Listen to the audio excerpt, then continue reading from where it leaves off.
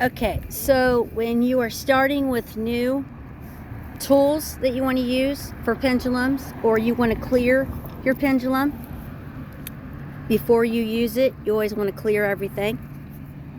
So you get your lighter.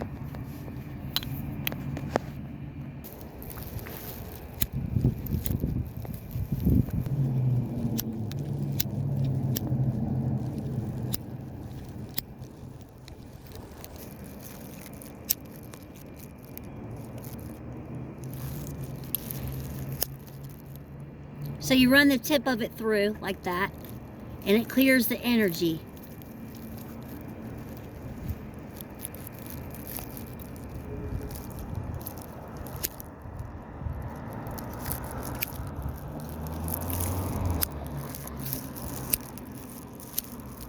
Like that. Do that all the way through both of them. That clears the energy when you're working with them.